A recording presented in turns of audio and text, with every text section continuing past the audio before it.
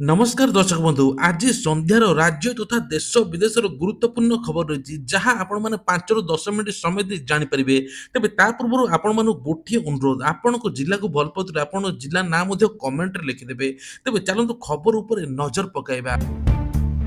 Number 1 सबुठारु बड़ खबर SHG महिला दशहरा भेटी तेबे सरकार तरफ महिला नहीं जेतिक ऋण सबु सुध हार कमिबो टोटाल सुध देवाई पड़ो ना जहाँफल उपमुख्यमंत्री प्रभाती परिड़ा घोषणा कर 200 कोटी ऊर्ध्व टंका छाड़ करा तेबे जो एसएचजी महिला माने ऋण नहीं जी टंका होती सुझे आ मूल टंका सुझे टोटाल सुध टंका देवे ना जहाँफल सरकार घोषणा कर सुध टंका छाड़ करा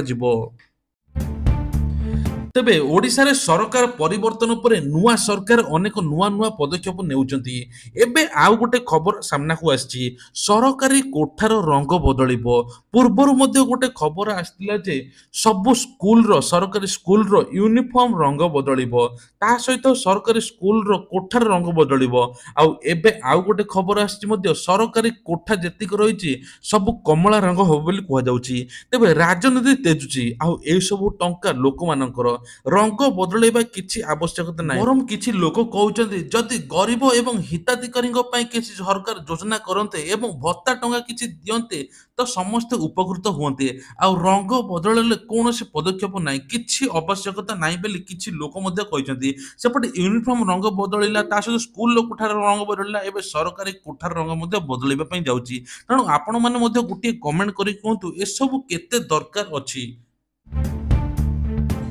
सरकार तरफ बड़ घोषणा आछि दशहरा पूजा बाजार रे एबे मार्केट रे बुलुची नकली नोट आपण माने मध्ये जानिबा दरकार जदि व्यवसाय करूछन आपण होई परिबे मध्ये एई भଳି शिकार तेणु कुहा जाउछ जे सामना को आसी नकली नोट कारोबार पार्पण को टार्गेट करछन किछि नोट माफिया दशहरा मार्केट रे कोटी कोटी टंका छाड़िबा को समान योजना चलाइछंती आ दशहरा को आस्तिबा छोट छोट उठा दुकान ऊपर तांको नजर तेणु आपण मानकु जदि किछि डाउट होछि तुरंत आपण माने जेतिक टंका रोजगार करछन बैंक रे डिपोजिट करंतु जहा फल आपण माने जानि परबे नकली नोट केउठी आउछि आ किए दउछि तेणु बिल्डर्स बेसरे आसी किछि लोकଙ୍କୁ ମଧ୍ୟ ଟଙ୍କା ଦେଉଛନ୍ତି ଯାହା ମାର୍କେଟରେ ଖେଳିବା ପାଇଁ ଆଉ ଏବେ ପୂଜା ବଜାର ଛୋଟ ଉଠା ଦୋକାନକୁ ଟାର୍ଗେଟ ତାଙ୍କ ମାନଙ୍କର ତେଣୁ ସତର୍କ ରୁହନ୍ତୁ।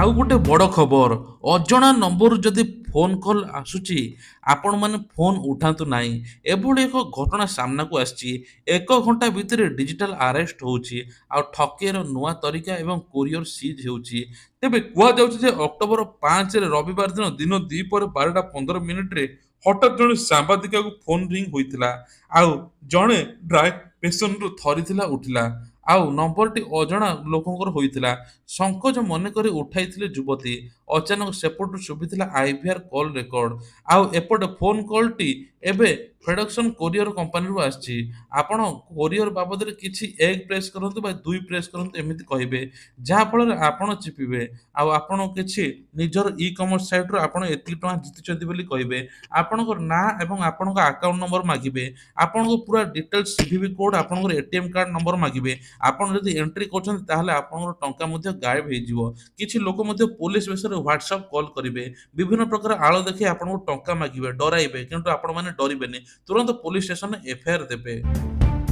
गोटे खबर आछि सामना को बड़ा पाओ बिक्री करी लक्षपति दुकानी को मासकु 2,78,000 टका इनकम होउची तबे वर्ष को से 24 लाख रु अधिक इनकम करचंती बेली सोशल मीडिया आगे कहिचंती तेबे छोट छोट दोकानी को आपण माने जेते इग्नोर करचंती से माने ही प्रकृत रे अधिक टंका रोजगार करचंती बड़ बड़ चाकरिया मैक्सिमम टू मैक्सिमम 50-60,000 बा लाख टका दरम पाउचंती किंतु एई छोटिया छोटिया व्यापारी मासकु 2 ରୁ 2.5 लाख टका इनकम करूचंती तेबे कुहा जाउची जे से निजे कहउथिले मासकु 80,000 टका खर्च होउची आ बाकी 2,10,000 टका से फिक्स डिपॉजिट मारुचंती प्रति वर्ष रे तांकर 24 लाख रो अधिक इनकम होउची तेबे आजि काली यूथ माने समस्त निज निजर स्टार्टअप मध्ये तैयारी कलेनी चाकरी करिया अपेक्षा समस्त स्टार्टअप करिया पय पसंद करूचंती किंतु को माने सक्सेस पाउचंती को माने फेलियर होई जाउचंती पुणी अधारु भांगी दउचंती किंतु धैर्य एवं निजर दैनंदिन पेशा जारी रहिबा दरकार बेली किछि दोकानी कहिसंती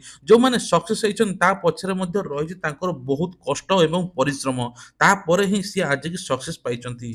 ତେଣୁ ଏପର୍ଯ୍ୟନ୍ତ ଯଦି ଆମ ଭିଡ଼ିଓ ଦେଖୁଛନ୍ତି ନିଶ୍ଚିନ୍ତ ଗୋଟେ ଲାଇକ୍ କରି ଆପଣଙ୍କ ଜିଲ୍ଲାର ନାଁ ମଧ୍ୟ ଲେଖିଦିଅନ୍ତୁ ଆଉ ଚ୍ୟାନେଲକୁ ସବସ୍କ୍ରାଇବ୍ କରନ୍ତୁ। ଚାଲନ୍ତୁ ପରବର୍ତ୍ତୀ ଖବର ଉପରେ ନଜର ପକାଇବା। ଓଲା ବାଇକ୍ ତରଫରୁ ଆସିଲା ବଡ଼ ଖବର। ଆପଣ ଯଦି ଓଲା ଇଲେକ୍ଟ୍ରିକ୍ ସ୍କୁଟର ଚଲାଉଛନ୍ତି ତେବେ ପ୍ରଥମେ ଶୁଣି ନିଅନ୍ତୁ। ତେବେ ଗ୍ରାହକଙ୍କ ମନରେ ଅସନ୍ତୋଷ ହେଉଛି କେବଳ ଓଲା ସର୍ଭିସିଂ ଦେଇପାରୁନି। ଓଲା ଗାଡ଼ି ବିକ୍ରି କରିବାର ପୁରା ଧୁରନ୍ଧର। ଆଉ ଓଲା ବେଶୀ ଆଡଭର୍ଟାଇଜମେଣ୍ଟ କରୁଛି ଏବଂ ଗାଡ଼ି ବିକୁଛି। ଗାଡ଼ି କମ୍ପାନୀ ଉପରେ ବେଶୀ ଫୋର୍ସ ହେଉଛି ଯାହାଫଳରେ ସମସ୍ତେ ଗାଡ଼ି ବିଭିନ୍ନ ପ୍ରକାର ବିଜ୍ଞାପନ ଦେଇ ବିକୁଛନ୍ତି। କିନ୍ତୁ ଶହ ଶହ ଗାଡ଼ି ବିକ୍ରି ହୋଇଯାଉଛି କିନ୍ତୁ ସର୍ଭିସିଂ ଦେଇପାରୁନାହାନ୍ତି ବୋଲି ଲୋକମାନେ ଶୋରୁମରେ 15-20 ଦିନ ମାସ ମାସ ଗାଡ଼ି ପକାଉଛନ୍ତି। କିଛି ଲୋକ ତ କମ୍ପାନୀ ଆଗରେ ଗାଡ଼ି ଜାଳି ଦେଉଛନ୍ତି ମଧ୍ୟ। ଏଭଳି ସାମ୍ନାକୁ ଆସିଛି ଖବର ଯାହାଫଳରେ ଓଲା ପକ୍ଷରୁ ମଧ୍ୟ ଟ୍ୱିଟ୍ କରି ଜଣାଇଛି ଏହାର ସମାଧାନ ଖୁବ୍ ଜଲ୍ଦି କରାଯିବ। ତେଣୁ ସର୍ଭିସିଂ ଉପରେ ଗୁରୁତ୍ୱ ଦେଲେ ଓଲା ସ୍କୁଟର ଆହୁରି ମାର୍କେଟରେ ଚାଲିବ ବୋଲି ଲୋକମାନେ କିଛି କହିଛନ୍ତି। ତେବେ ଇ ସ୍କୁଟର ସବୁଠାରୁ ନମ୍ବର ୱାନ୍ ଓଲା ଥିଲା ଆଉ ଓଲାକୁ ଏବେ କେହି ପସନ୍ଦ କରୁନାହାନ୍ତି। କେବଳ ସର୍ଭିସିଂ ଯୋଗୁରୁ ଓଲାର ମାର୍କେଟ ଡାଉନ୍ ହୋଇଗଲାଣି।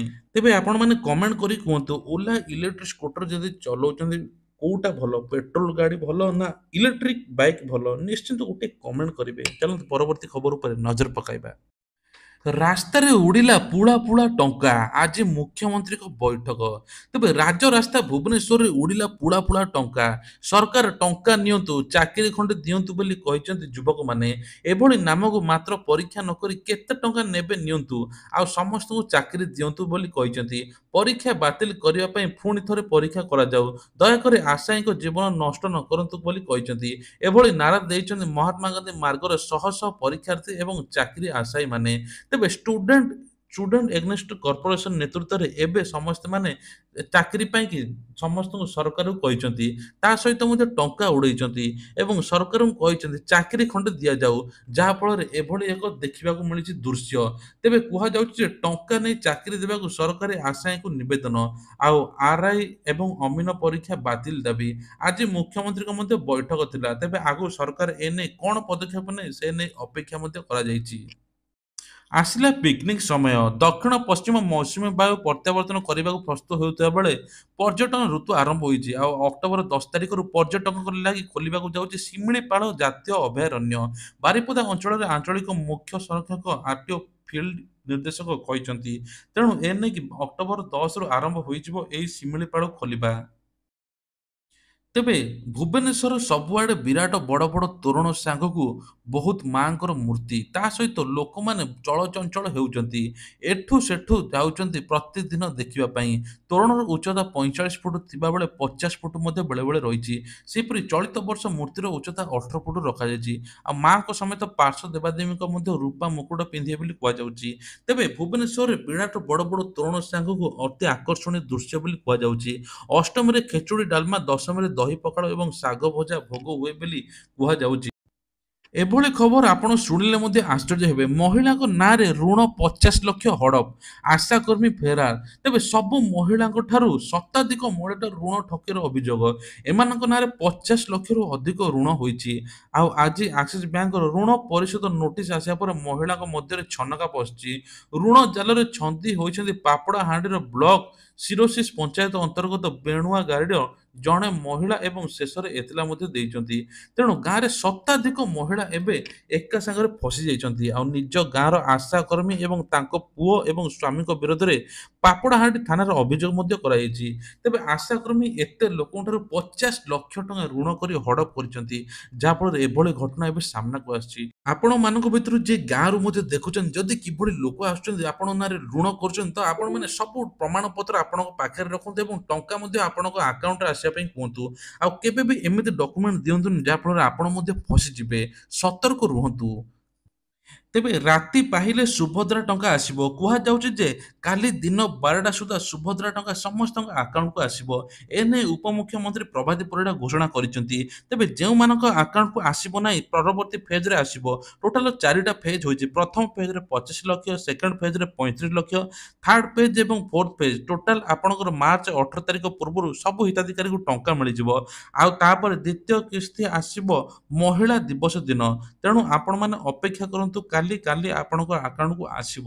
ତେଣୁ ଏଇଭଳିଆ ଦେଶ ବିଦେଶର ଖବର ଦେଖିବା ପାଇଁ ହେଲେ ଆମର ଏଇ ଚ୍ୟାନେଲକୁ ସବସ୍କ୍ରାଇବ କରନ୍ତୁ ଆଉ ଲାଇକ୍ କରିଦିଅନ୍ତୁ ଆଉ ଆପଣଙ୍କ ଜିଲ୍ଲାର ନାଁ ଲେଖିବା ସହିତ ଜୟ ଜଗନ୍ନାଥ ବୋଲି ଲେଖିଦିଅନ୍ତୁ।